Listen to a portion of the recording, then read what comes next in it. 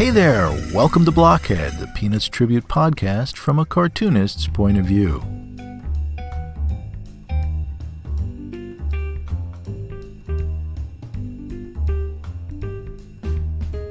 My name is Jeff Grogan, and I will be your host for the next few minutes to talk about Peanuts, Charles Schulz, and all things Charlie Brown, Linus, Lucy, and Snoopy too.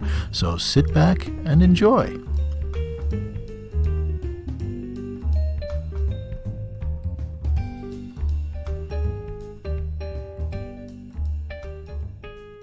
Hey folks, welcome to Blockhead.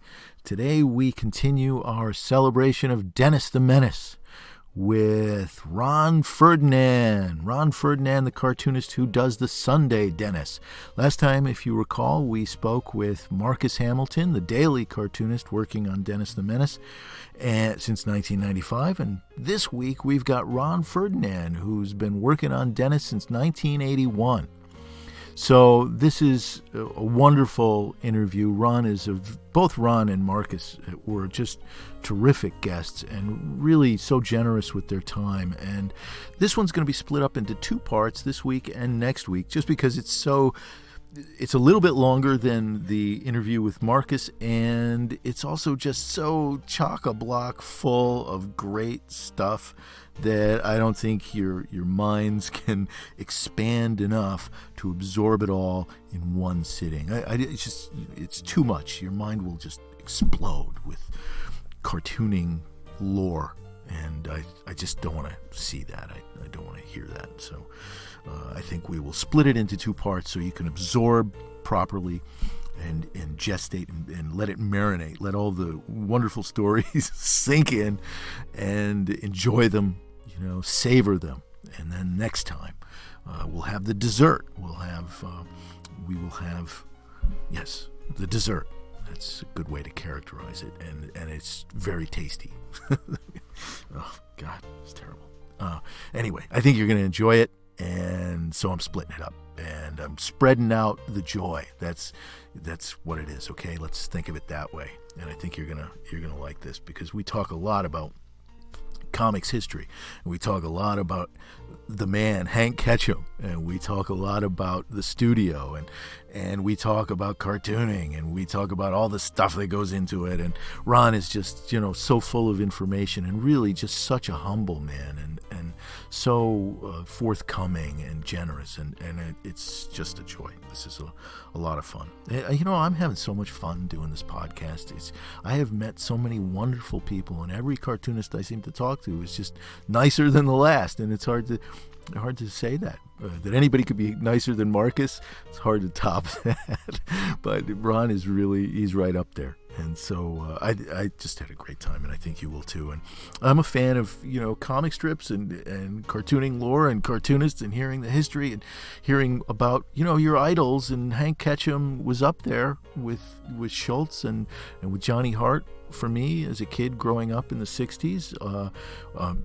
My mom, one of the first set of ink that and Bristol board I ever got.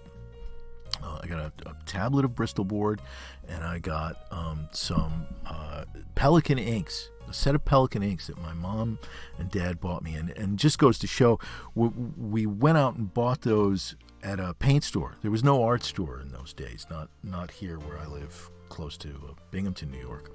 There was no art store. What there was Collier's Paint Store. For those of you who live in Binghamton and in this area might remember that name. So we went there, and it was a special occasion. I don't know, maybe mom and dad were buying paint for something, or wallpaper. I can't remember what they were doing, but I was about 10, and I was with them, and my brothers and sisters weren't. So it was a big deal. Maybe it was my birthday. I don't know. I think it might have been. I'm guessing now, though. So anyway, I got this little tablet, Bristol board, and I got some pencils, regular number 2 pencils. I didn't know anything about HB or 2B or 4B pencils then, and they wouldn't have had them anyway. But then there were these inks and these pen nibs and pen points, and I didn't know the first thing about how to use them. Neither did my mom or dad, and there was no Google or YouTube to go check it out when I was that age. And so I took them home and started to play around with them, and it was just, oh my God, I just remember spilling ink all over the place, and trying to handle the pen and dip the pen in the ink and then try to draw without glopping the ink all over when you're 10 years old. Forget it. And it just wasn't going to happen. Well, anyway, I finally got it under control enough to do a drawing and to ink a drawing. And the drawing was a Dennis the Menace cartoon. I did that, and it was my own cartoon. I had my own idea for the comic, but I copied, the Dennis character and inked it. There were color inks as well, blue and red and yellow in there. So I used those two to color the comic. And my mom took it, framed it, hung it up on the wall. So, and at that time I was deeply into Dennis, particularly the comic books. I loved those. And I remember being sick and having the pocket full of fun books and just laughing my butt off while I was in bed, sick with a cold or something. And it just took away all of the ills that I felt, I think. Humor does that, right? Well, it is, a remedy for bad times. Hopefully it's a remedy for these times too, right? We're all dealing with this, and Schultz and Ketcham and Johnny Hart, all these guys were I was just so immersed in that stuff and wanted to be one of them, like many of our audience here on Blockhead.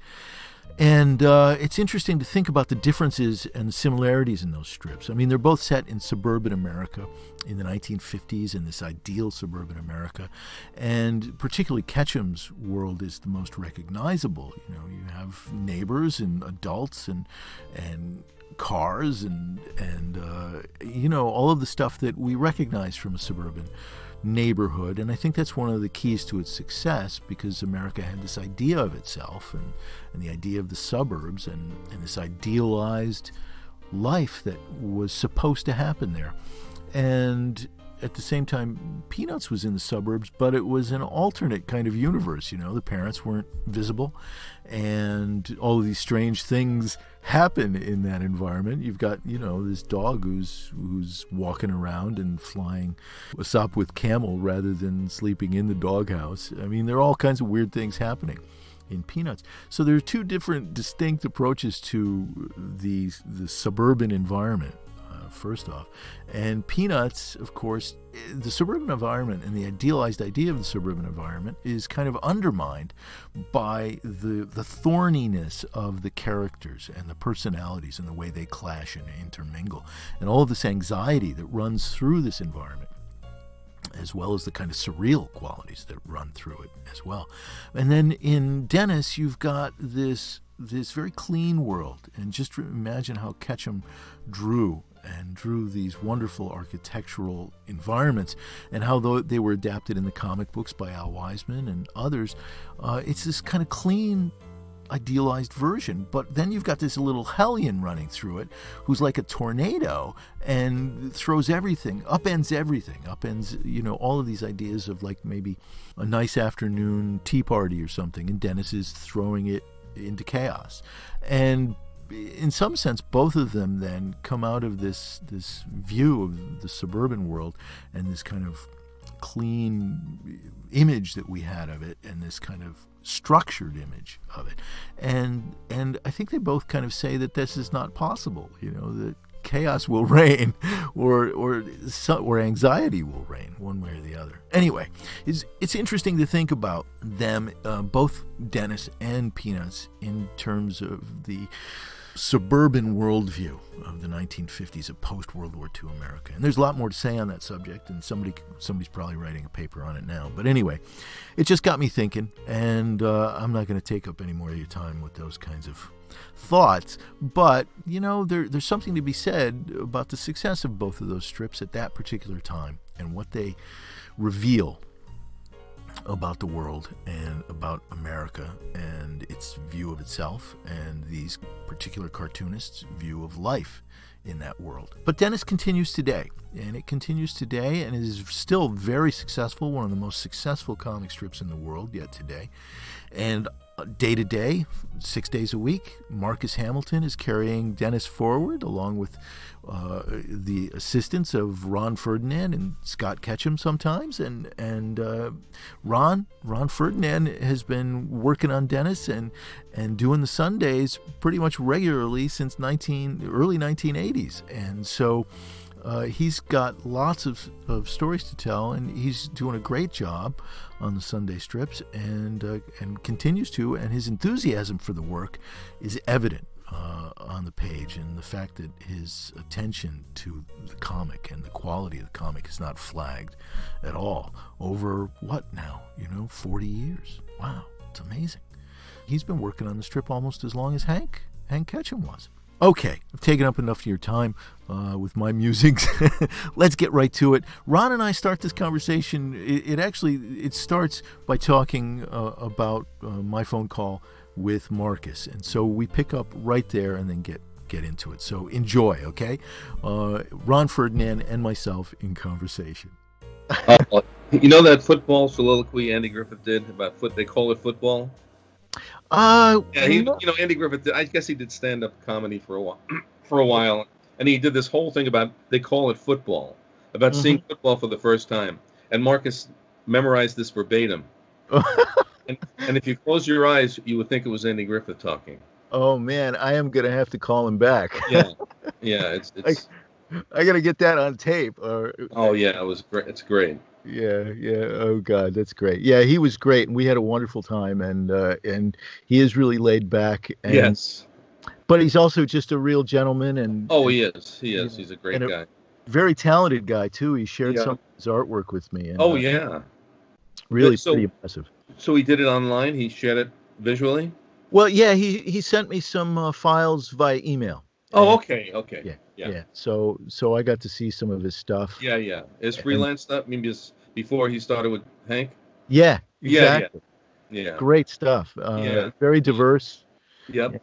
Yeah, he was a very capable illustrator. Oh, I know. So it's what a story. Yeah, I know it is. It's a great story because, obviously, when you're up against the wall, and literally at Walmart. Yes, I know. And you're 50 years old, man. Second chances don't come often. Right. Right. Especially at that age.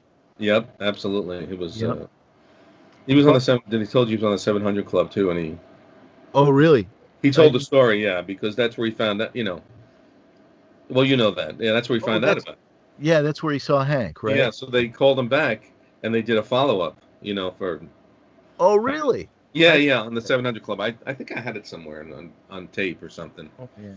But, he went back on the show, and he told the story, and they were like, wow, that's great, Mark. We're so glad we had a part to play in that. Yeah, I guess that's what that program's about, right? Yes. So, exactly. Facilitating those kinds of things. Right. But it was great. But anyway, we could talk about Marcus all day because he's a great guy. But the focus of the podcast today is you, Ron Ferdinand. So welcome to Blockhead. Well, thank you. I'm happy to have you here. This is great. This is like a Dennis the Menace celebration. Yeah. In the next couple of weeks, and we are coming up on the 70th anniversary, aren't we? Yes. What is it? 6? Yeah. 51, right? 51. Yeah. Just after Peanuts. And Peanuts was 50 and Dennis the Menace was 51. And I was saying to Marcus, Beetle Bailey came out in 52. So I guess that's the triumvirate, right? Right. Defining strips in the second half of the 20th century. Amazing. Yeah. You might want to talk to Scott too, down the road. I'd love to. Yeah. Yeah. I mean, I could put you into... Hopefully we'll have a bit of luck than I did with this, but he's kind of he's kind of taken over now, and great guy. He's inheriting the business. Yes, and it's amazing. When I moved out there in '81, he was like 5. Oh my gosh! And I would actually babysit for him. My wife and I, him and his sister. Oh my gosh! Yeah, and he was a great kid. So you've watched him grow up, and does he have his dad's talent? Yeah. He went to art college. He did the whole thing. He's a great painter. Yeah. He did like serious painting and everything. Really? That's amazing. Yeah. He's very talented, and he's so he's come in and he's adding his touch to it, and it's great. He's got a great sense of humor, and he's just helped the product. Oh, that's terrific. Yeah, Marcus said he was doing some intermittently. He'd do some fill-in dailies now and Yeah. again, Yeah. as I guess you do too. Yeah. Yeah. Yeah. We're all kind of helping out everywhere. Uh-huh. Yeah, and Scott does. So he loves the Sundays, and he's a good writer. So he's kind of taken me in other directions with it too. He's very visual, and so yeah, he'll send me like the title panels and stuff that he really loves to do, and so yeah, I'm learning a lot from him, and so it's been great. Wow. So Ron, I guess this is jumping ahead and deep Yeah. into Dennis right away, but that does raise the question: do you write the Sundays, or are you working with writers like Marcus Oh is, yeah. or do you write some of them and it's just? Yeah. Well, we have writers. We have a few writers who submit stuff all the time. Mhm. And it's freelance, so that they get paid. I'm Good I'm, joke. I'm sure they're submitting to other strips too. Hmm. And they're just constantly sending scripts in, and we pick and choose, and they send them to Scott and I, and I'll pick my choices, and then I'll send Scott my choices with whatever I think, and he'll either agree or won't agree, and then he'll pick his, Uh-huh. and then we'll edit them and rewrite them and or whatever. Sure. If not, sometimes we don't. Sometimes we you use them verbatim, but yeah. So he'll put his input in, I'll put my input in, and then we'll. Yeah, but Mix it we all do up. use, yeah, but, Hank never had Hank always, because people say, oh, you use writers. I mean, all that stuff was, so Hank, he says, listen, Johnny Carson used writers, Bob Hope used writers, Yep. the best of them used writers. So he never really hid the fact that he Right. used writers. Right. And No, I he's, mean, different approaches. I mean, Mort Walker used writers, or oh he yeah, had a whole staff of people, and Johnny Hart used writers, oh and yeah, absolutely. right. And Hank used to say that, if you're doing it all yourself, after a few years, I mean, you're going to be out of, you're going to be kind of running dry. So it's good to have a fresh source of material, coming in and material.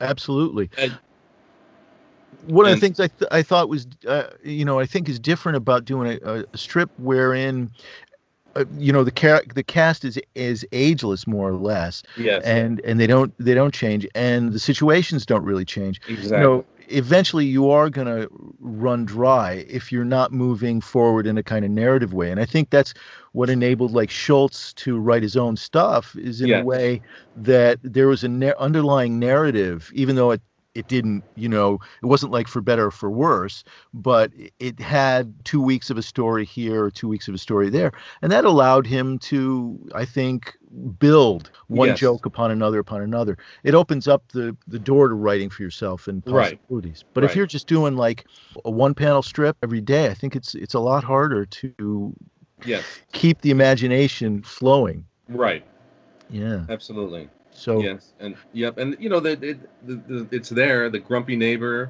the oh yeah. parents, the girl who's after you, so it's I mean, I would say Sarah, but all the characters are there, and it's just a matter of approaching them from a fresh perspective, and Right.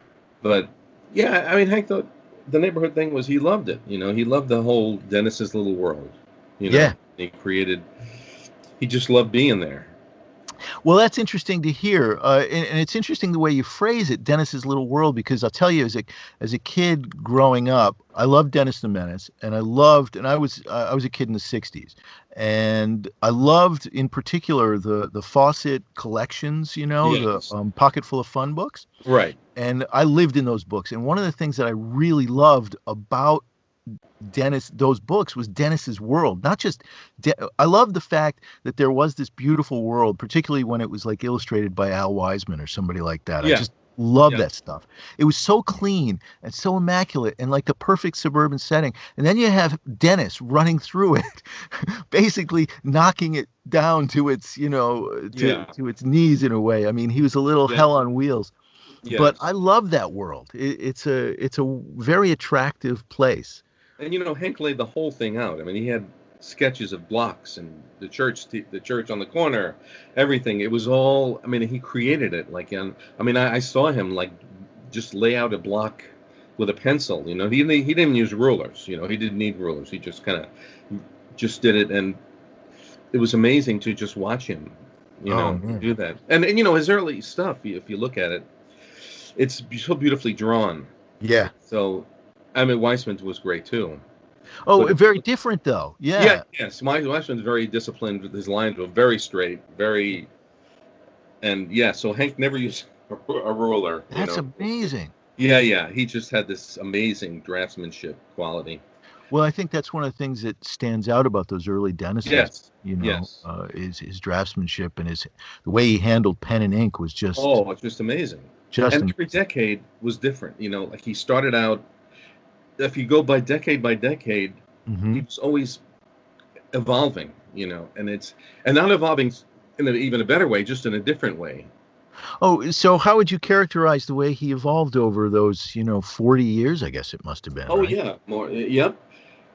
It's interesting. He started out very graphically literal, and then he loosened up, and then they got looser and looser, but still, having everything there. But he, if you look at his stuff from the 50s and his stuff from the 80s and 90s, the 90s is more, or it's more like impressionistic. You know, he started getting more just looser with everything. You know, it's fun but every decade had its own feel.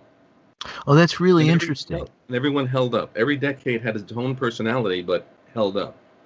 Oh, and it kind of makes me sad in a way that the Fantagraphics series hasn't continued. Yes. Oh, I know. It was painful when they stopped them. Yeah, because I would love to see what you're talking about. Oh, yeah. This collection. Yeah. Because in the Schultz collections, you can see it, Yeah, the first 40 years, that book he released, I guess in the 90s. He had the Merchant of Venice autobiography, and then he released another book with it. The first 40 years, and he went through, and he personally picked every one of those. Oh wow! For every decade, 40s, 50s, 60s, 70s, 80s, and then there's a sampling of each decade, and it's interesting to see because I was working there when he was actually picking those, each decade. So that kind of gave a good example of what I'm talking about. The evolution of it. Yeah, I've got to pick that up because I'm stuck in the 50s and 60s because I have a bunch of these pocket full of fun books. Yes. I have a couple of other collections of comic books, but I don't have any of the later stuff. I really got to pick that up. Oh, really? Yeah, that's interesting. Yeah, because it's very interesting just to see how he evolved, and it's just as beautiful, but in a different way. It's just more impressionistic is the only word I can think of. Because when he started painting later on, he was dabbling in all styles, all different styles, but he was kind of an impressionist. If you look at his paintings, he was very watercolory, very loose and just it was interesting to see what would happen if he would have kept at it longer. It's interesting that you say that about his painting. Marcus was telling me he was like deeply influenced by Matisse, among other people, which when I think of Ketcham and I think of his early stuff, I don't necessarily think of somebody like Matisse, But and then the watercolor approach. Now that's interesting too, because I know that the way at least I'm guessing that you color the Sundays. Is that true? Well, I do color guides. Oh, you do color guides. Okay. Yeah. So I'll do the finished art, then I copy it, and then I'll do like a color. I use these Prismacolor markers, which are like watercolor, right? Except they're markers, and I'll color them. And I'll indicate the number. Then they have a number that a chart. Oh yeah, sure. But that I work from. But so then they'll look at my color guide and then take the numbers. So yeah, I try to, even with Scott Moore, we try to simplify it more. Mm-hmm. Because especially the reduction in size of the Sunday comics, it could get muddy if you're getting too creative with the shading and stuff. So actually, Scott did do a very smart thing. He said we have to simplify it. So see now I'll use a green, but I won't use like a darker green for the underarm. I've just kind of simplified it, and it actually looks a lot better. You just don't have that opportunity. Yeah, it's just tough, and they're still reproducing. If you still sometimes you get a newspaper and it's off center, the colors are kind of not on the lines, that kind of whole thing. So, it could be frustrating to see it. Oh yeah, sure. Yeah, especially But, you. But so it's interesting. So you're working still on Bristol board with pen and ink yes, and I am. markers. Yeah. So traditional, the traditional old school style.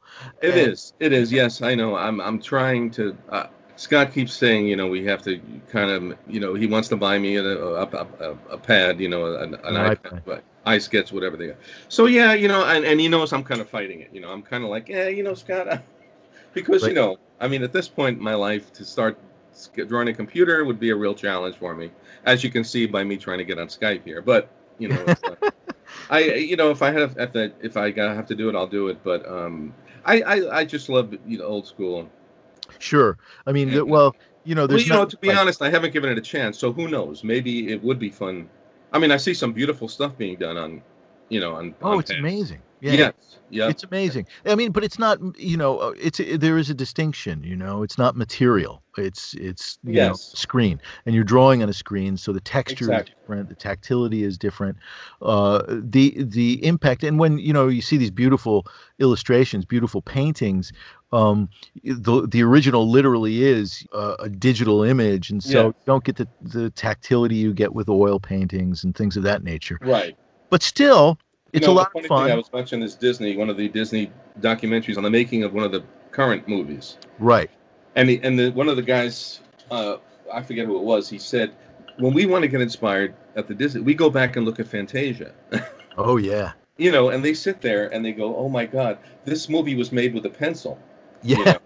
And they just sit there scratching their heads and going, how did they do this without computers, And you go, so I thought that was kind of funny. Well, when you're working on the iPad, you can just, anytime you don't like a line, or line quality, you just delete that layer, and start all over again. Right. And you couldn't do that with a pencil. And so with a pencil, you can erase. But then again, you get that lovely kind of intuitive spontaneity, that's going when you're doing a pencil drawing. And so the vibe is different. The whole feeling is different. Yeah.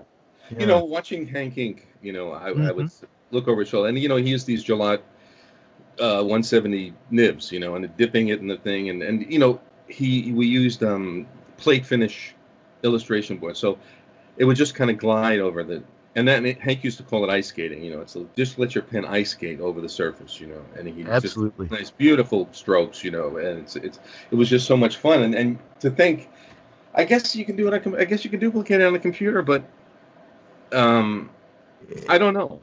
It's not the same. It's not the same. I mean, I love what I get working on my iPad. It changed everything for me. Really? It did. It changed everything. And I was an old school. I'm not too much younger than you. And so I'm about 10 years younger than you. You're 1950. I'm 1960. Yeah. So, but I changed because I wasn't happy with the scans I was getting when I was doing my comic strip on Go Comics, and I wasn't happy with it, and I wanted something new. And my wife said, "I don't understand that." You mean when you scan your image and the resolution, and you've got some detail in there, and my lines were my scanner wasn't the best, and so I would get these clotted lines, and I wanted clear lines, and so anyway. I started working on the iPad, and oh my gosh, I love it. It's really? So, yeah. But here's the problem: I take it to bed with me. I wake up with it. It's everywhere with me, and I never stop working because of it. Wow. So we'll go to watch a movie or something. I've got the iPad next to me. I can work all the time. That's amazing. My wife has to say, will you put the thing down and stop working? We're watching a movie. Yeah, interesting. So I just started scanning my stuff too because of the virus thing. Yeah. They closed, the offices where I used to mail my art. Mm-hmm. And mail the color guide with it, and I work big. I work pretty large, like 19 by 22. Oh, really? Yeah, I work pretty large my Sundays, So and I like working that big because you're not like. It's not like you're diamond cutting these tiny little. Right. You could stretch. You can swing your arm and you could do big.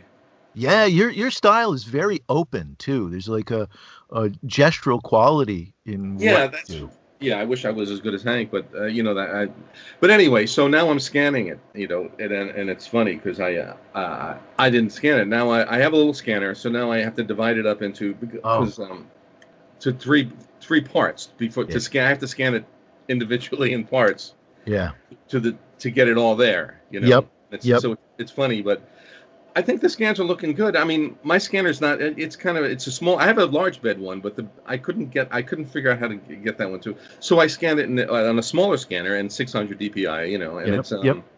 and yeah, so far so good with it. Oh, I mean, that's with the good. scanning. Yeah, I mean, if it's been recently and they're showing up in the paper, I haven't noticed any difference. Yeah. So, so they're looking good. That's great. I mean, ultimately, it's going to get scanned by somebody somewhere. Yes, exactly. Yeah, I mean, it makes a big difference if you have a good scanner and you're getting, decent scans in the image. But Yeah. I was working relatively small, and so not relatively small, but it was smaller than you're working when I was doing originals, and they just, the line quality just wasn't there. So, Wow, interesting. and I was scanning them at 600 DPI too, but I was losing stuff. So when I switched to the iPad, it just changed everything because the quality is there, it's built in, and there's no translation, so you don't lose that resolution, you lose that quality. But anyway, this is kind of far afield. The old Fawcett, the books, the paperbacks. Oh yeah.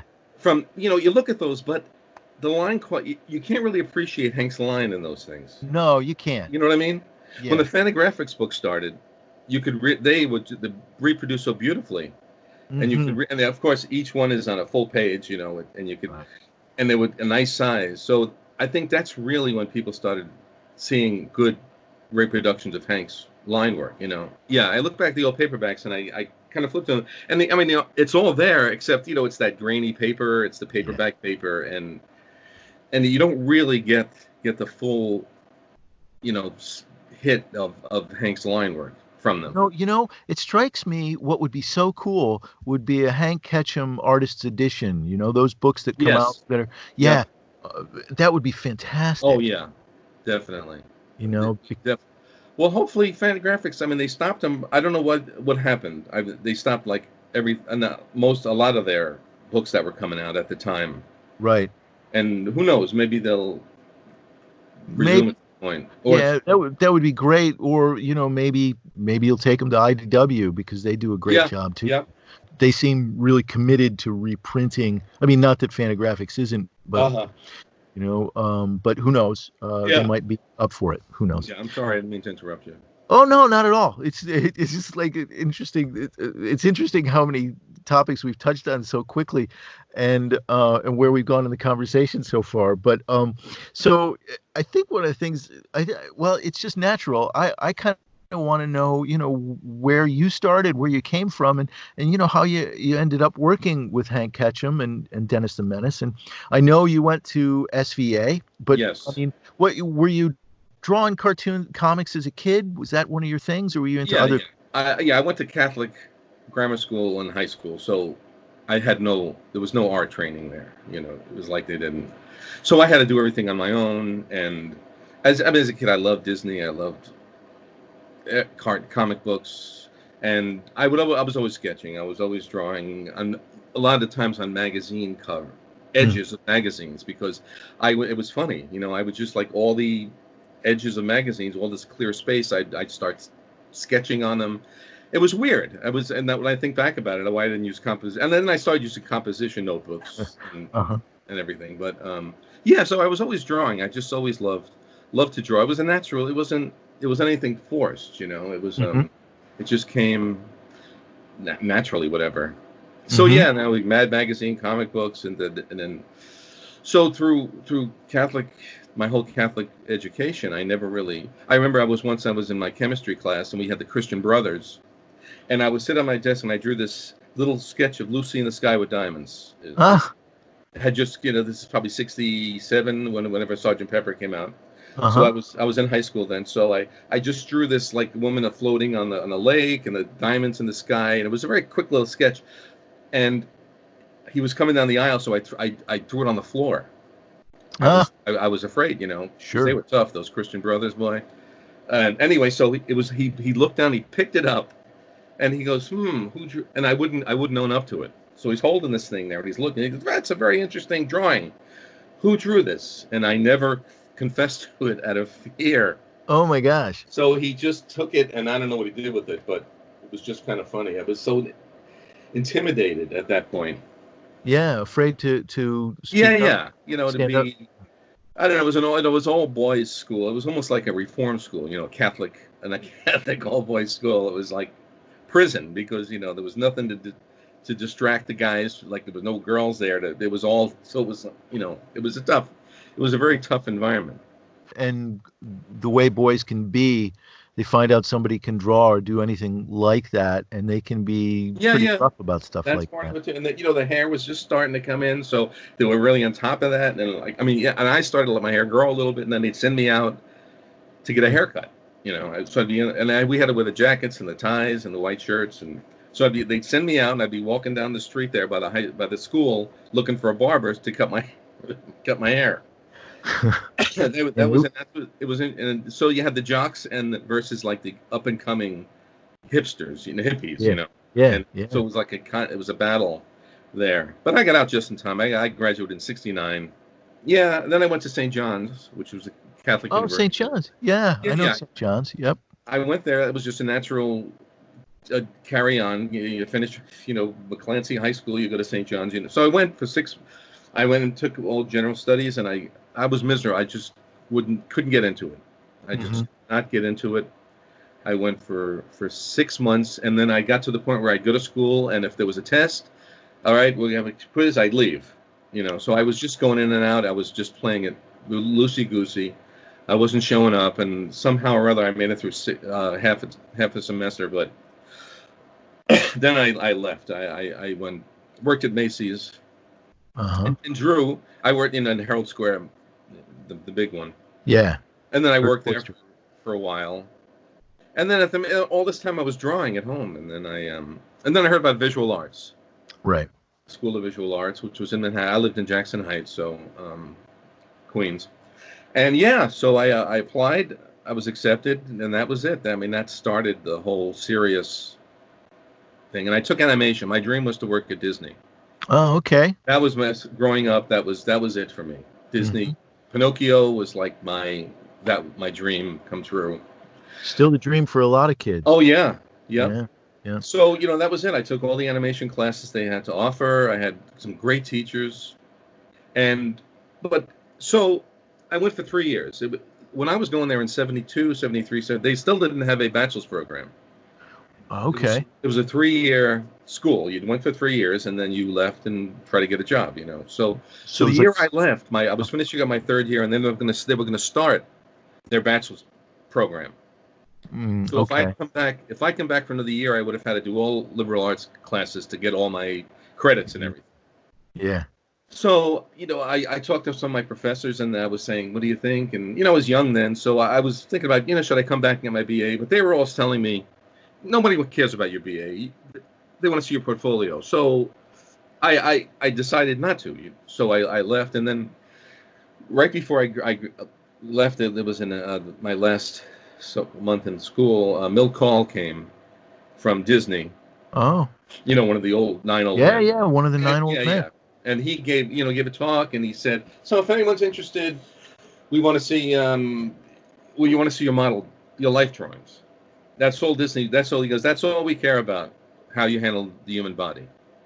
Okay. So here I'd been there for 3 years, and I'd taken life drawing, but my focus had been on animation, on producing a film. So I spent a little time drawing, and I worked on cells. I was inking the cells. I was painting the cells, doing the backgrounds, filming it literally on the Oxberry, those old monster Oxberry cameras. Oh wow! So I had to do this all myself. So I was spending so much time on the technical stuff that I was losing focus of the drawing part of it. Right. So anyway, but I had a. So after I left SVI, I got up a package of my my life drawing, and mailed it to Disney. So then a couple of weeks later, they said, you're good, but we're looking for Michelangelos. Wow.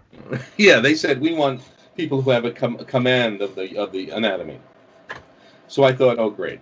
So here I am So I went to the Art Students League in Manhattan for a year, and I studied anatomy, strictly anatomy, with Gustav Rebberger. He was a European fine artist. He beautiful paintings, massive oil paintings, and so I took anatomy with him for a year, and my goal was to kind of get another portfolio together of the human body and send it resubmit. But then things happened. I got married. I had to earn a living, so I got a job at a printed circuit board, at an electronics company making printed circuit boards.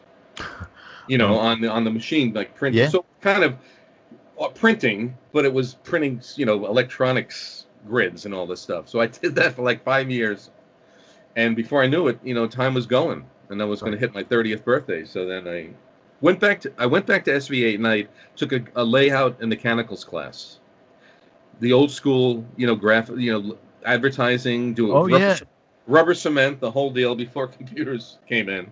Yep. Yeah, that whole deal. So I did that for a semester at night, and I would go out and then I actually asked my boss. I said, "Would it be all right if I worked 4 days a week? Because I'd like to prepare my portfolio." And he was very nice, and he said, "Sure." So I worked Tuesday to Thursdays.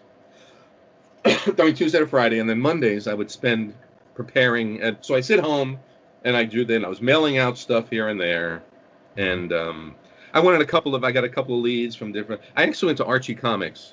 Oh, okay. And I talked to the guy. He just passed away. I saw that. This guy who I'd spoken to back in 1980, and he was one of the the head. So I went there. I did some Archie sketches, and he liked to sketch, so he gave me a script to rough out in pencil, and then which I did. And I brought it back, and that's as far as it went. So I was getting all these kind of false leads and stuff, and mailing stuff out, and nothing. So then I subscribed to this magazine called Cartoonist Profiles, and I was getting that for a couple of years. And it was, are you familiar with the magazine? Oh yeah, absolutely. Yeah. Sure. Yeah. So I was getting, so in 1980, an interview. Hank had just moved back to Monterey from Switzerland. He was in Geneva for 15 years, and he decided to go back to the States. And he was going to set up a training program. So he did an interview with Judd Hurd, and he just talked about his career and everything. And then at the end, he said, "Yeah, I'm thinking of bringing on a few assistants." He put his address in there, which was weird, because usually I don't do that. So then he said, "Judd, if you have your ear to the ground, if you could any possibilities, let me know." So I was sitting home in Queens, Jackson Heights, and I said, "What the heck? I got nothing to lose." So I went out and bought a few of the Dennis books. I did a few quick sketches of the characters, and mailed them to Hank. Never dreaming to hear anything. Right. So a couple of weeks go by, and then I totally forgot about it. Then one day I get this letter, and it has Dennis the Menace in the upper right-hand corner. And I opened it, and it's from Hank, and he's saying, "Dear Ron, I got your samples, and they look pretty good. I may be hiring." He says, "I've already hired 2 assistants, and I may be looking for a third. Send me a resume," which I didn't have, and a photograph. He wanted to see a photograph. So, I had done a couple of little freelance things in the neighborhood and stuff. So I kind of padded that a little bit. Sent him a photograph. Never expecting. And then a couple of weeks go by, and I get another letter, and he says, "All right, here's a few gag slips. Do a rough on him, and ever. He goes, take your time." He goes, "No, there's no rush on this." So, of course, I'd sit down. I'd get the whole thing done over. I'd stay up all night trying to get it out the next day. Yeah. Because I was so hyped for this. Sure. So we corresponded for about 3 months, I believe it was. And then finally he said, "Well, I live in Monterey. I'm going to fly you out here for 2 weeks. And we're working on a comic book." This was back in 81 when Hank had signed a 1-year deal with Marvel. Okay. For a Dennis comic. So he had already hired 2 other people, and they were working out of a little studio in Carmel Valley that he was renting. So he said, so I come out. So I went out by myself for 2 weeks. It was amazing. The first day I was there, well, his writer, Fred Toole, picked me up at the airport on Saturday. It was Sunday night, him and his wife. So they drove me out to Hank's house in Pebble Beach. And I'm shaking like a leaf. And so they put me up, and Hank had this beautiful studio in the back. So I come up the stairs, and there he is sitting behind his drawing board, and it's just really, I thought it was like Oz, right. Hey, listeners, I hope you're enjoying the podcast. I hope you're enjoying today's interview. If you are and you want to show support, head on over to my Patreon page. That's patreon.com/Jeff Grogan.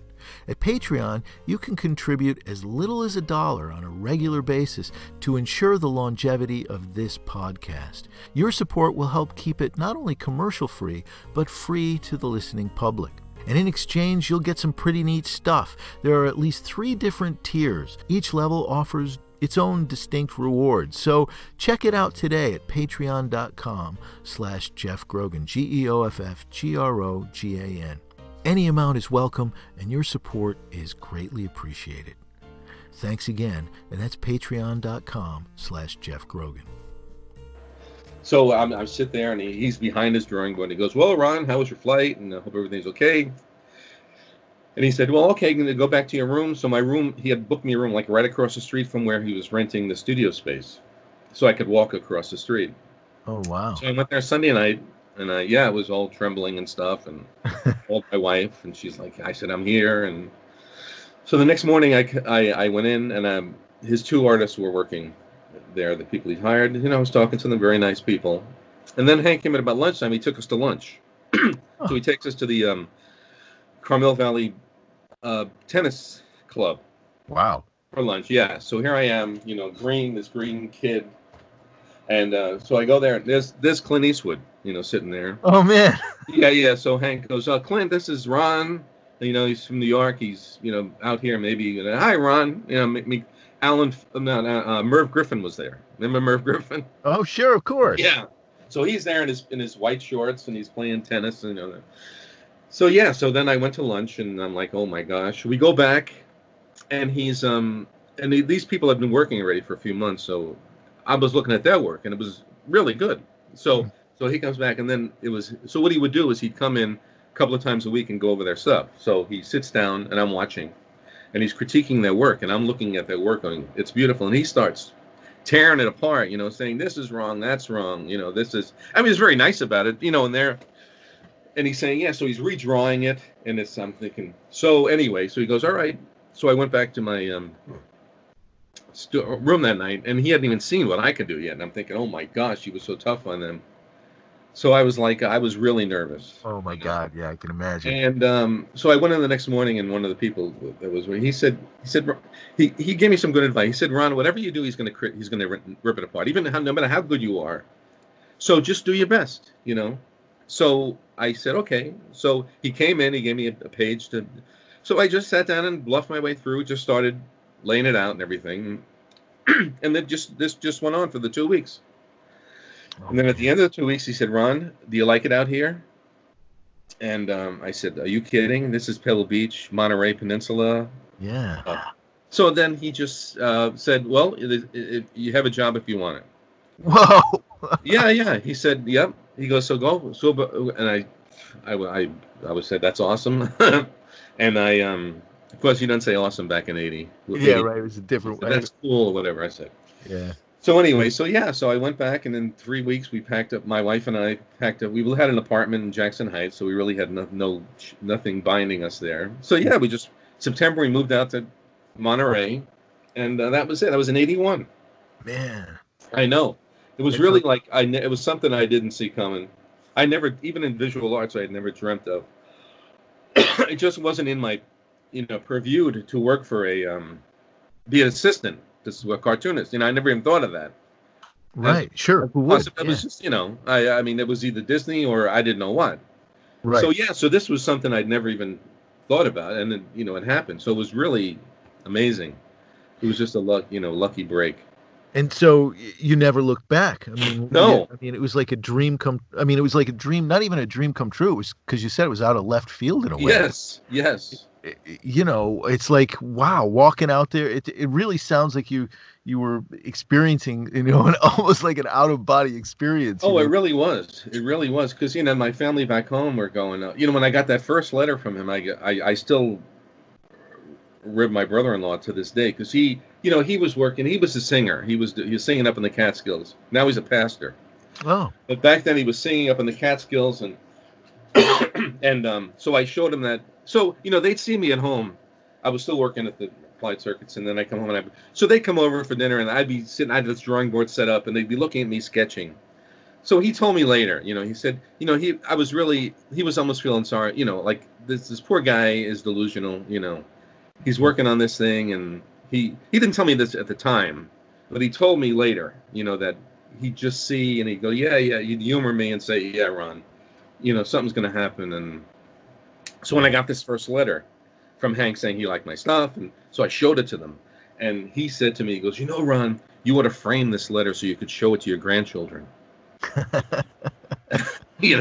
So I never thinking anything's going to happen. Exactly. He said, this is a great letter. You should get it framed so in 30 years you could show your kids, that you got this letter from Hank Ketcham, So that's how much faith he had in me. Oh, man. So anyway, so we still laugh about it today.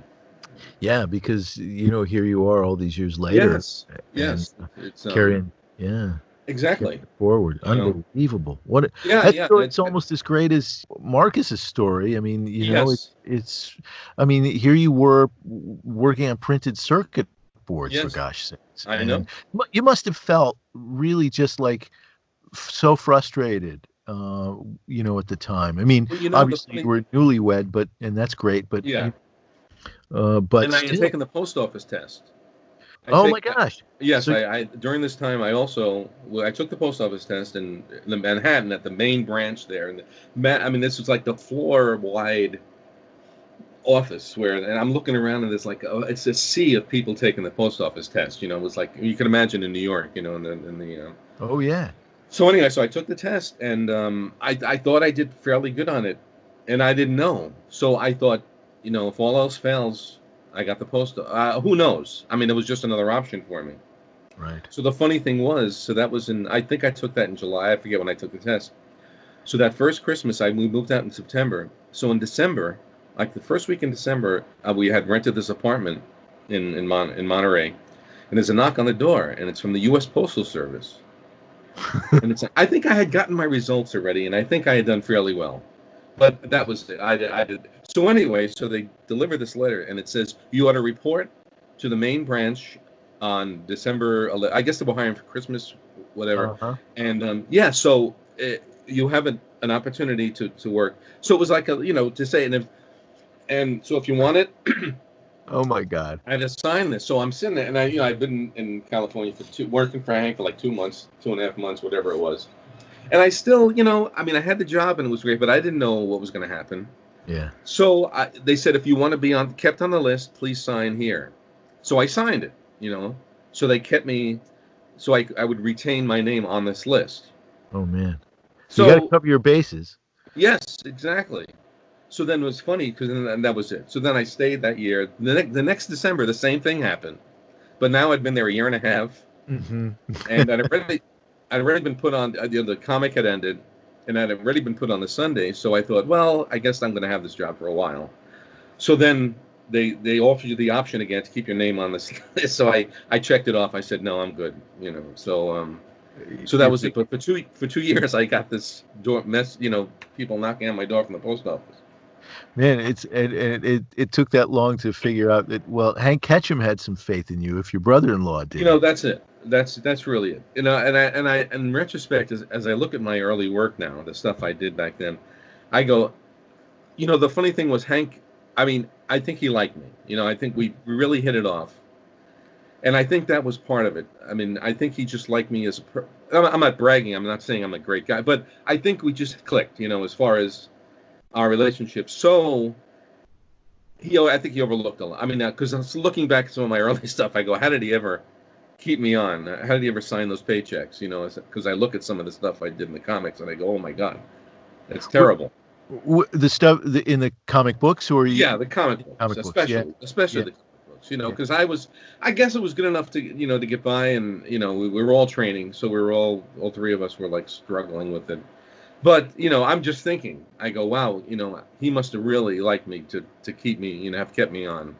I think he was just, we just had a good relationship, and he overlooked a lot, and he had a lot of patience, with not just me, with the other two artists too.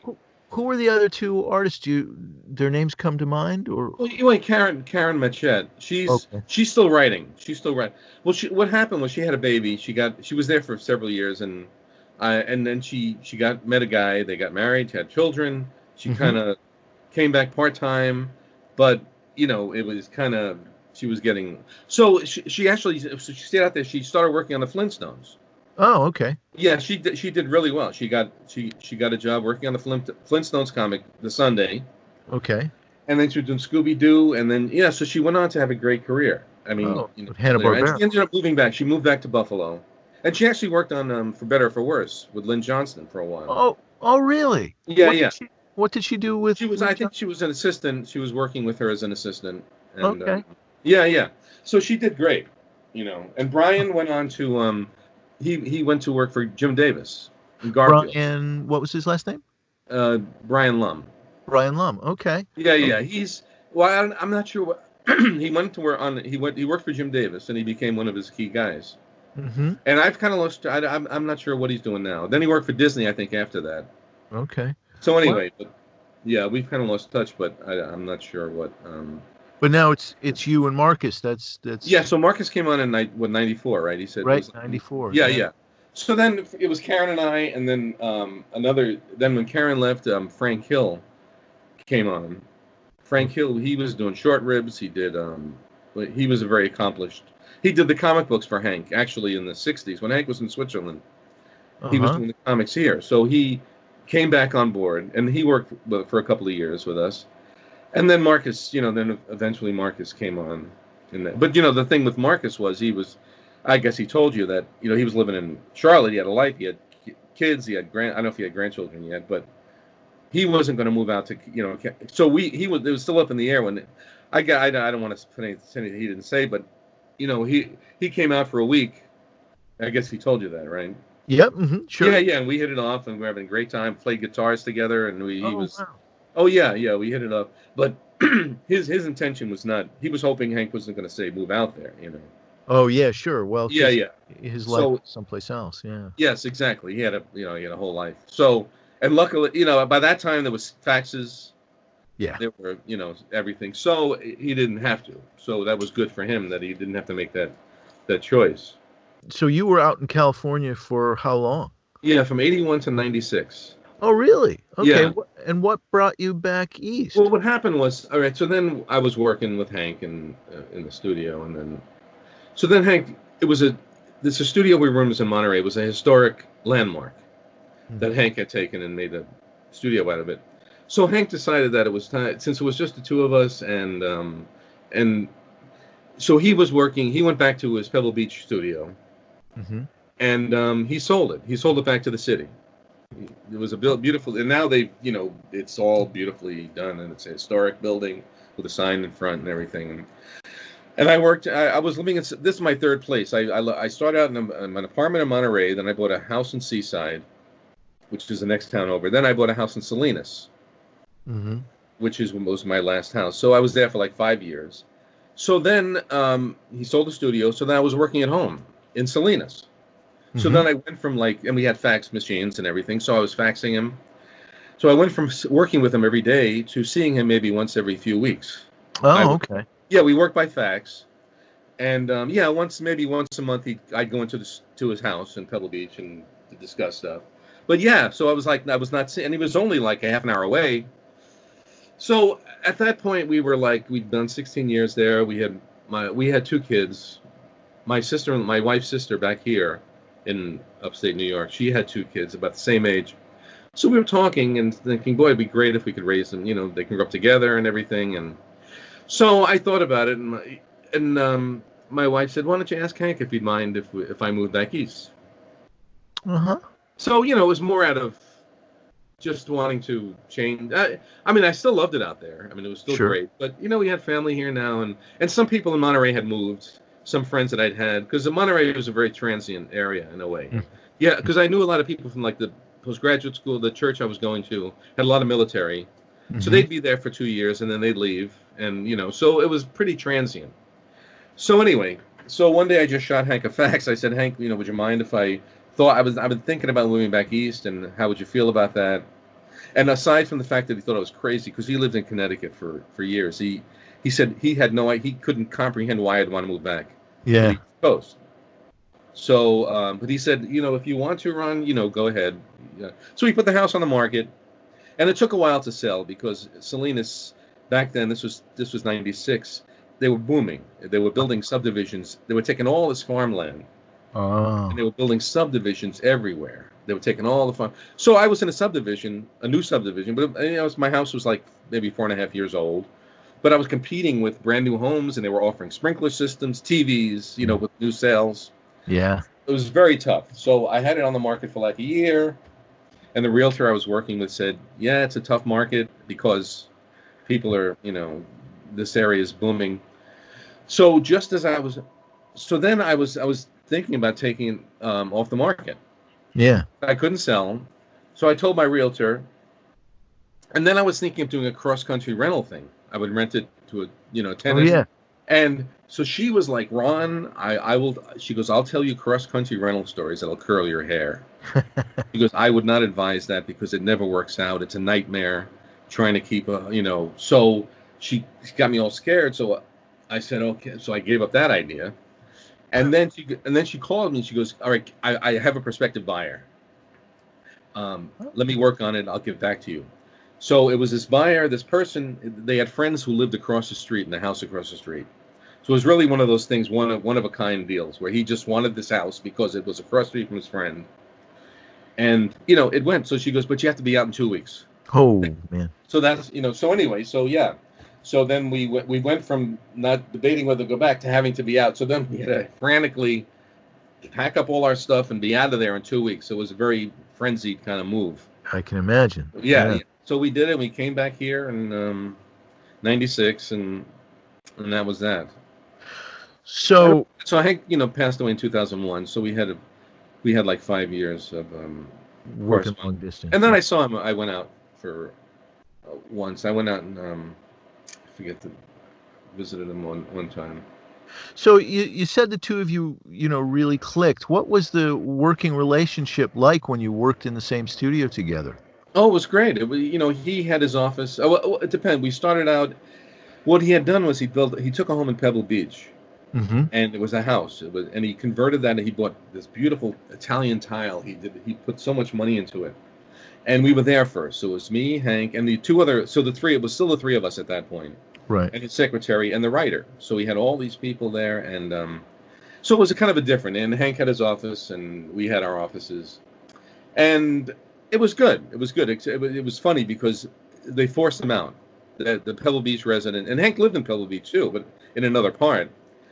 So it became a big thing because we had like 6, 7 cars, whatever it was, coming in and out of there every day. Okay. And it was really it was a suburban neighborhood, it wasn't like business neighborhood. So we had lunchtime, we'd all leave, and we'd come back. So, and that was funny. I used to park in this one spot because I didn't want to get stuck in the parking, the house with a house. It was like a little circle. So if I got jammed, then I had to ask people to move their cars so I can get out. So I started parking down the road, and there was this beautiful fence there, and it was by the side of a house, but there was a high fence.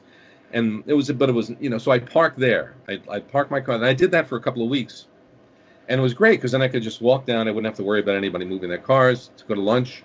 Right. And then one day I pulled up there to park, as I usually do, and these enormous boulders sitting there. So obviously they were not happy with me parking there because they posed these 3 enormous boulders where my car used to go. Oh man. And then no one ever told me. I just said, okay, I guess they didn't want me parking there. So that went on for a while, and then finally they forced Hank out. They said, it's not. Neighbors are complaining. Everybody's complaining.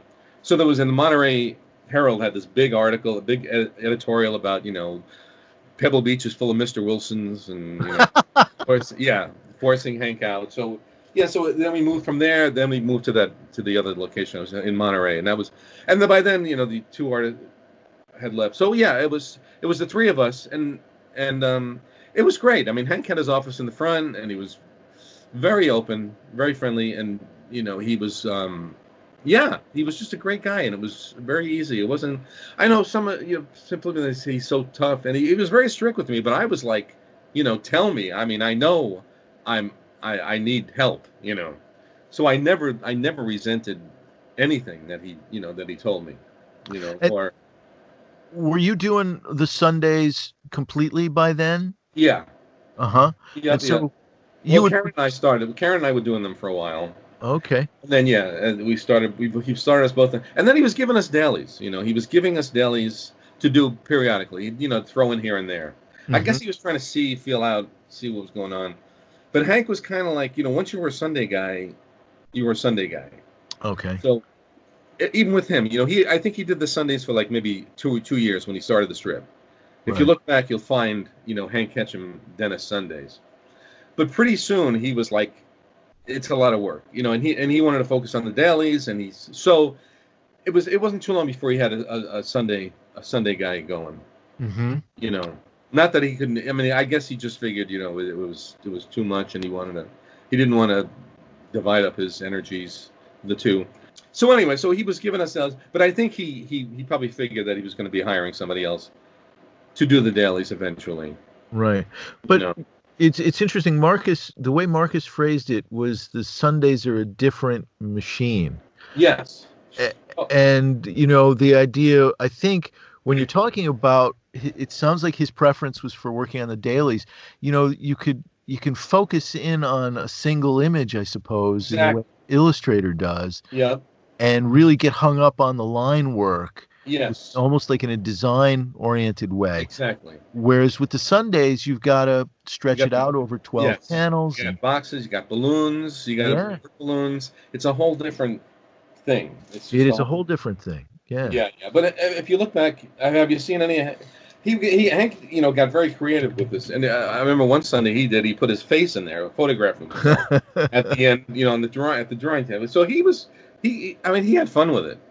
Yeah, and some of them were unbelievable. He did at Christmas time. He did this one Sunday. It was like one huge rectangle with 3 floors of a department store, mm-hmm. and he had shoppers and Santa. All different. I mean, it was just. I could see why he said I can't do both, because he, when he put everything into it, he put everything into it. So, yeah, but it's having the daily. It's a big rectangle. It's like a canvas, Yeah. And how big did he work? Well, he worked, what is it, about 8.5 by 11, maybe a little smaller. Okay. Yeah, he had a grid. He had a pre-printed pad set up, which I think were probably 9 by 11 or something like that. Okay. Yeah. It was a pretty standard. It wasn't quite, legal size. Right. Or letter size. It was just a little smaller than letter size. And you were still working the same size. You were working that. Oh yeah, the Sundays were the large. Yep, he did. That was it. Because Bob Bug was the Sunday artist before us, and that's and Bob Bug he was great. If you remember Bob Bug's stuff. Off the top the of 60s, my head, I'm sure I've seen it. Yeah. Yeah, you have seen it. I'm sure. And so he was, when we started on the comic book, he was doing the Sunday, but he was living in Connecticut. Okay. So when Hank built the studio in Pebble Beach, where he invested all this money into and everything, he asked Bob to move out. Right. But Bob was an older guy by then. He had grandchildren, so he said no. So that's when he put us on. I mean, I am sorry he lost the job, but that was a good break for us, because, he put us on the Sundays then. Right. And do you know what happened to Bob Bug? Did he? I think he went on. He had a freelance career. Freelance career. Yeah. After that, but I mean, I'm sure. But he did offer him. He did give him the option. But while we were out there, he'd bring in, because Bob would mail us stuff, and he'd bring in these Bob Bug Sundays and show them to us, and we'd go. Even when we were still working on the comic, and we'd go, oh my God, these are beautiful. Mm-hmm. Never dreaming that we'd be doing Sundays. Right. So when you're working beside him, or you're in the same office as he is, and you're working on the Sundays, did he come in and look over your shoulder and talk to you about this, that, and the other thing in regard to the work? Absolutely, yeah. I'd work half a day, whatever. I'd go in, I'd work. It depends on what stage I was at. But, layouts, I do a rough layout and I run that by him. So I was always in there. I mean, his office it wasn't like there was no door. Mm-hmm. It was in the front of the house. It was in the front of the house, and it was just open. So I just walk back there, knock on the wall, knock, knock, knock. Hank, I got a question. And he'd be there, and then sometimes he'd just walk around, and he'd come into. I had no door in my office either, so Yeah, how you doing, Ron? I said, let me look, and then he'd come in and sit, and then there were times when he'd officially come in and critique it if it reached a certain stage. Right. Then you get up and he'd sit in your chair, and you'd stand there and look over his shoulders, and that would be it. And then you get the tracing paper out, and then that was the official critique, and you'd stand there and you'd tremble and you go, oh boy. But he'd draw it all out. It's not like he verbally could critique it. He would show you what he'd say, no, Ron, this should be here, and then he'd draw it. So you couldn't argue. Oh, man. It always blows me away to hear that, because he could have just redrawn the panels himself. Yes. I mean, in some ways, he really was doing doing less time, which is, that's really why you stopped the comic book, because the comic book it was 3 artists, and it was his time, and he was training us then, so he was spending a lot of time on the comic. Mm-hmm. And this was in the 81. So this was really before comic book stores started kicking in. Yeah. And Marvel, and the comics would be, so Hank's big thing was, he said, they're selling comics in airports, in delicatessens, in whatever, and so he wasn't happy with the way comics were being distributed. Yeah. And so he said, this is really too much. So he didn't renew. Marvel wanted to renew. It was a 1-year contract. Mm-hmm. So then when it was up, they wanted to renew, but Hank said no. The numbers before comic shops were probably huge for Dennis. I mean, yeah, the Fawcett book, absolutely. In the 60s, the 50s and the 60s, those comic books were huge. So to go from that to what he was getting from Marvel, that's true. And it was a 3-way. I think King Features was also involved. So it was like a 3-way split. So I guess he probably just figured it wasn't worth his time. So he. Well, it's interesting to me. Schultz had comic books of Peanuts, but they didn't last very long. Right. Dennis. There was a long history of Dennis the Menace comic books that were really successful and really well done. Yes. It seemed like Schultz was involved for a little while. He had one of his close guys working on one of the books for a while, but then they went into something else, and then the quality of them was never quite the same. And Schultz's characters, I've never really found that they translated as well, but Dennis translates just so beautifully into a comic book form. Yes. And those comic books in the 50s and 60s by Fred Toole and Al Wiseman and Owen Fitzgerald, and those are brilliant comics. I know they are. They're. I'm still, I buy pages once in a while. I'll see Owen Fitzgerald pages on for sale. I have a bit of not a huge collection. I bought a few of them when I could find them. And Owen was. I loved Owen's work. Yeah, and it's interesting. So did Hank oversee those? Oh yeah, actually, yep. As tightly. Yes, what they had that was before my time in the 60s. Hank had bought in the Carmel Valley. They call it the Ketcham Ranch. So when they sell the property, it's still called the Ketcham Ranch. Oh really? Wow. So it was like he had like a chef who lived there. Oh my God. He had a pool, and around the pool were these cabanas where the artists worked. Oh, so they worked. How'd you get any work done there? It was Bob Bug and no, not Bob Bug. I mean not Dick Hodgins. Who did you mention before? Al Wiseman and a couple of other guys. And Owen Fitzgerald for a while, I think, until he moved. I think he moved back to Fred Toole. Yeah. So they all worked around the pool.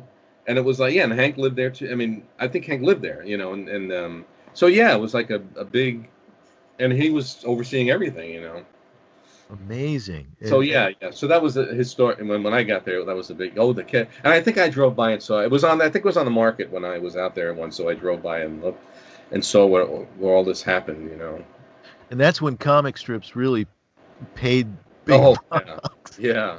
I mean, oh my gosh, that's amazing, Yeah, and plus Dennis was selling you're right. It was just a hot comic. Right, and it seems to me that he, right from the beginning, maybe because he'd had some time at Disney, Ketcham had an idea about Dennis as a media property that, he knew what the potential was right from the start. It seems, and he planned for it. Yep, absolutely. Yeah, and he always wanted. When the series came along, the Jay North black and white. Yeah. That was Hank didn't want to do that. Oh. Hank wanted to do animation. He wanted his dream was to do animated Dennis, Pinocchio quality animation. Sure. That was his thing. And then when this came along with the series, it was more pressure from the syndicate saying, we got to strike while the iron is hot. We got to get this on the air, and it's, and Pinocchio animation is going to take too long, and this is what. So he grudgingly agreed to do the series. Wow, I didn't know that. Yeah. He was like, he wasn't that, and he said it pretty quickly. It got ridiculous with Jay North and this, and the overalls and know. He was growing up too quick. Yeah, he was growing up, and then he got too big for the overalls, and they kept. So he was involved, I think, in the casting, because I've seen pictures of him with Jay North, and yeah. But so he kind of did it grudgingly. I think he liked it in the beginning, but then after a while, he kind of thought, this is. So yeah, he did it, and then Deke in the 80s, Deke Animation, DIC. Mm-hmm. You know them. They did this. They did like 64 half hours of Dennis. And was he happy with those? He was. That was another story because he was. They were sending him the scripts, and it was by then. As I said, Dennis, as far as Hank was concerned, Dennis's world was the neighborhood, the neighbors, the block. That was where his. So these deep scripts where Dennis was a secret agent going to Russia. Yeah. He was going, going here, going in this part of the world. He was traveling. It was all this crazy stuff. Yeah. So Hank, it was funny because I remember he showed me one of the first scripts so he would get these scripts and Alex would never say that. Henry would never, and he's crossing stuff out, left and right and rewriting stuff. And he was very, so this happened maybe 2 or 3 scripts. And then Deke finally said, Hank, these things got to be finished in like a week, So they said, we can. So then he finally just said, all right, fine, do what you want. And he threw his hands up and he didn't look at any more scripts and he just let them run with it. Wow. Must have been frustrating. It was frustrating. He was just like, whatever. He just saw the logistics of it and said, I can maintain any kind of control over this. So, but with the movie, the 93 movie, he went out to watch the filming, and John Hughes wrote to Hank and wanted a synopsis of each character, and so Hank was giving Hughes the background and all the characters and everything. So he was kind of involved with that, and then he went out and watched the filming with Mathau, and so that he loved that. He loved that 93 film. Oh, that's good to know. I'm gonna have to dig it out and look at it again because. Oh yeah. He when we saw it we had a big premiere in Monterey. When it came out, Dennis the Menace Park, which is there. We had the costume Dennis come out, and before we went to the movie. They had a big thing of gathering. All the kids came, and there was a Dennis lookalike contest and everything, and it was the cakes and festivities. Then we all went to the theater in Monterey and watched the movie. So it was it was big. Hank was really happy with that. Well, and that must have been kind of a feather in his cap, because it was getting towards the end of his career. I mean, he retired very quickly after that. Yeah, but he never really retired. That was the thing. But he started painting.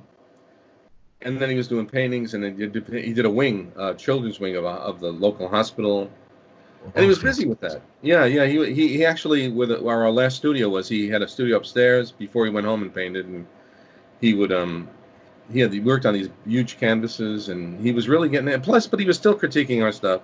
But the thing was, but then when I moved back east, the night he passed away, I have a fax from him.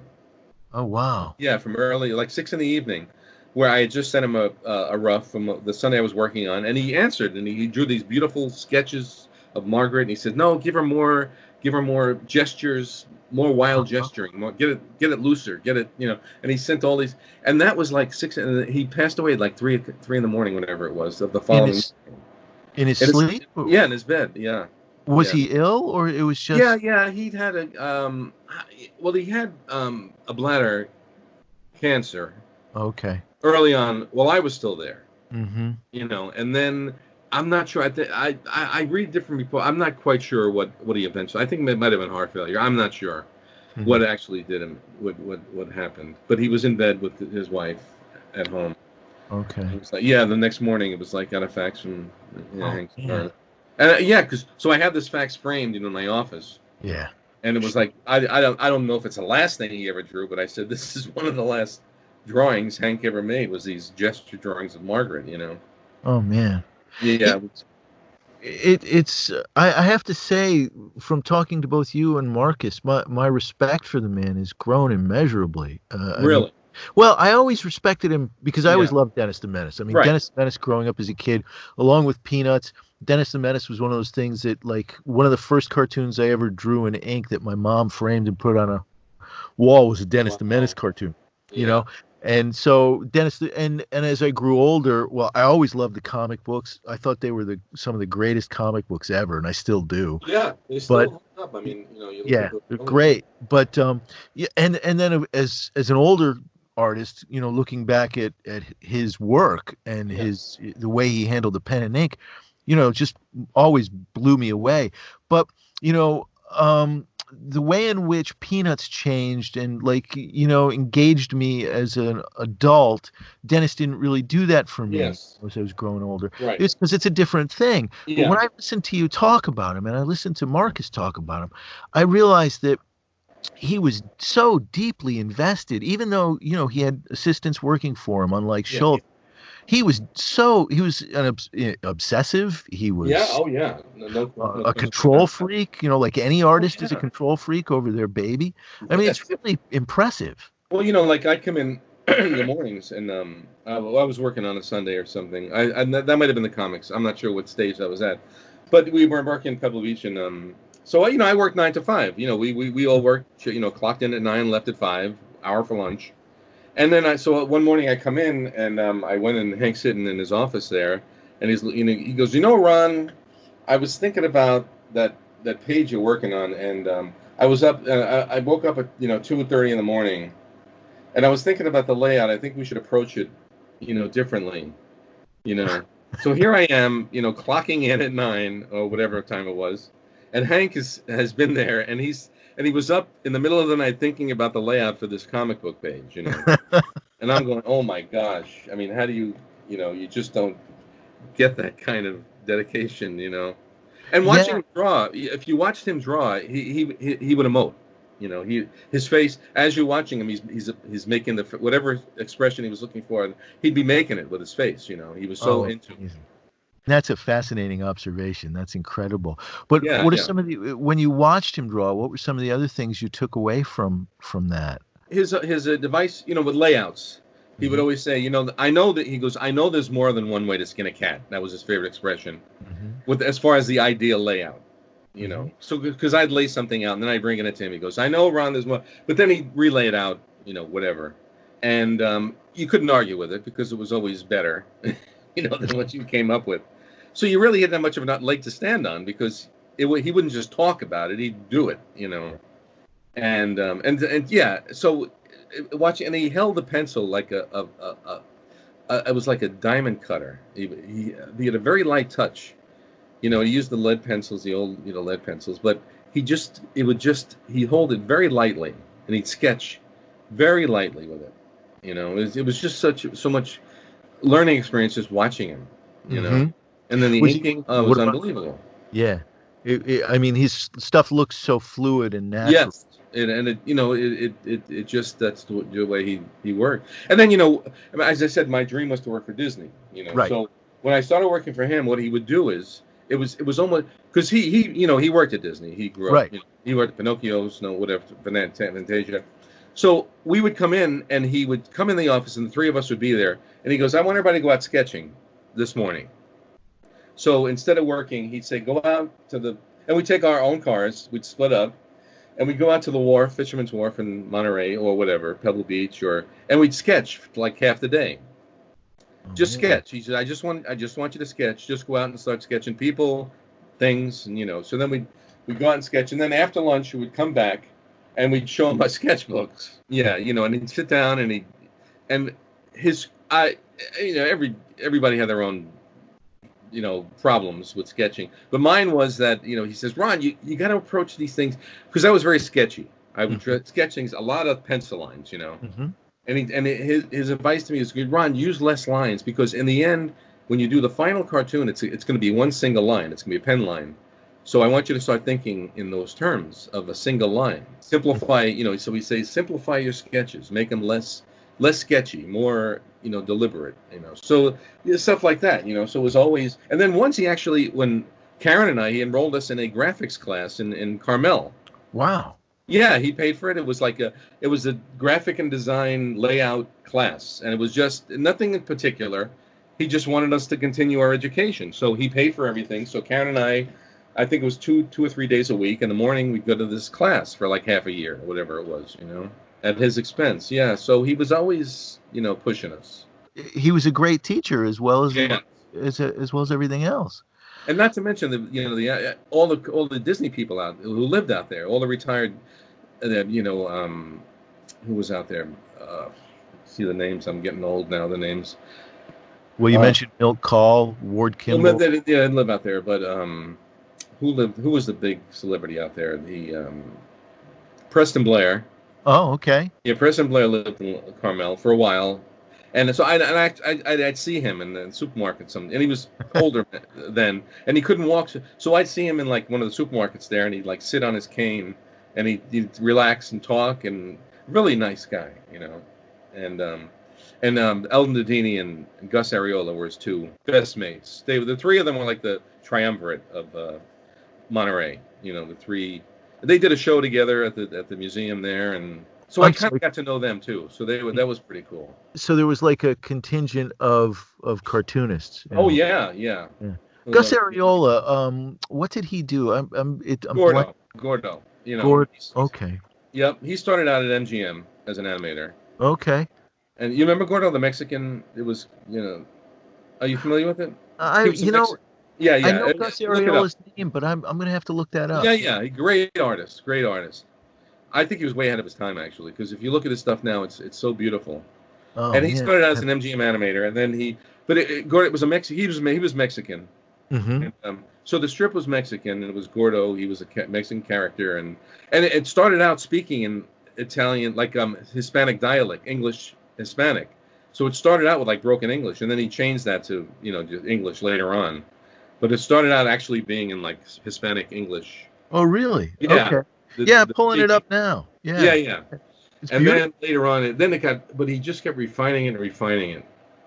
And he was really a nice man, just so nice. I'd run into him too on the streets, and he'd take time out, man. He'd talk to you, and how's it? Very laid back. Oh, did you ever connect with Schultz at all? The funny thing, no, he would come for the AT&Ts every year, the golf. Yeah. But I never, even at the Reuben Awards, I never really had a one-on-one with Schultz, to be honest with you. I think I said hi to him. Yeah, I never really did, because he was up in Santa Rosa, right? And Hank was in Monterey. Right. So, they while I was there, they really didn't connect that much. Uh-huh. Once he did, Hank did every year the program for the AT&T golf tournament, the magazine. Mm-hmm. So one year they collaborated on it. Oh, that must have been cool. I'll send you. I think I have a copy. And so Hank did the backgrounds. He did the golf course. It was all on the golf course, and Hank did all the mountains, beautiful. And he put Dennis and Margaret and Ruff in there, and then he sent it up to Schultz in Santa Rosa, and Schultz put in Charlie Brown and Snoopy, and put his characters in where Hank had designated to put them. Yeah. And so they did stuff like that, and then Schultz would come to the AT&T, but I just didn't really communicate with Schultz that much, actually. Yeah. Well, it's interesting to think about. I mean, because not only did they come out like one year after another, but the two of them were hugely successful. Yes. At that period when comics could still be so impactful, right, on the culture. Oh, yeah. So along with Mort Walker, I think those are you could see that. I mean, Schultz, Ketcham, Walker, those were the three peers in a way. Nobody else was really quite on that level in terms of success. Right. Yeah, it's true. It's true. Mm-hmm. I mean, there were a lot of great strips, but you're right about that. Oh yeah, there were a lot of great strips. Yeah. Period. Now Mort Walker, I met. Sorry, he was a great guy too. I mean, I love Mort. Yeah. you've been working on Dennis for all these years now. Yes. Right. And it's, well, I guess the first thing, do you ever get to the point where you think you're going to retire? No. I mean, I love it. Sometimes I think about, I sit here and I go, what would I do if I didn't do this? Uh-huh. And it's kind of terrifying, actually. Because I mean, I live in the woods here, and it would either be, I just look at the alternative, and it's like there's no contest. I love it. I'm still, thank God I still have my facilities to draw. So yeah, I mean, I want to, as long as I can keep going, I'd love to do that. Just keep going. Oh yeah, I mean, I have no desire to retire. Well, thank goodness Ron's not retiring anytime soon. We know that as long as he's working on those Sundays and Marcus is working on the dailies, Dennis the Menace is in good hands and will last as long as there are newspapers to print. So I don't have much more to add to that. I babbled at the beginning of the show, and maybe I've exceeded my quota for babbling. I think we'll leave it there until next time. Hey, don't forget, if you do want to support the show, you can head on over to patreon.com/Jeff Grogan, and any amount is absolutely welcome and appreciated. And it goes a long way, not only to helping support the podcast, but, I've got a whole pile of other endeavors too, and you do get to see some work there that you're not going to see anyplace else. Right now, my cartooning is nowhere except for there. I mean, there's a little bit of it on my website, jeffgrogan.com. You can get an idea, but really, there's not much there. So I'm at sea, so go to patreon.com and check it out. I'm working on stuff. I'm working on a big project, and it's a little movie I'm working on. So I keep myself going. I've got my own stuff going. You've got your stuff going. We've all got stuff going during these days of lockdown. We need stuff to do, and that's what I'm doing stuff. So I hope you're doing stuff.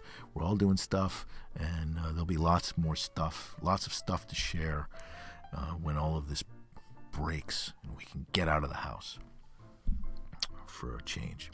Anyway, it's my birthday today. I'm 60 years old, and so I'm celebrating with this wonderful interview by doing some intro and outro stuff for Ron and this show. And it's no better way to spend the birthday than to spend it with you, wherever you are. And actually, I'm spending it with my wife, which is the best, and my dogs and my cats. And we're cool, and cartooning, and talking about comics, and making animated comics. That's what better way is there to spend a birthday? I hope you're as lucky, wherever you are, and I hope you are healthy and safe and sound. And with that, we shall leave it there. Next time, part 2 of our interview with the wonderful Ron Ferdinand. I hope you're looking forward to it. I'm looking forward to it. And all I can say is be well, be safe, be healthy. And until then, thanks for listening.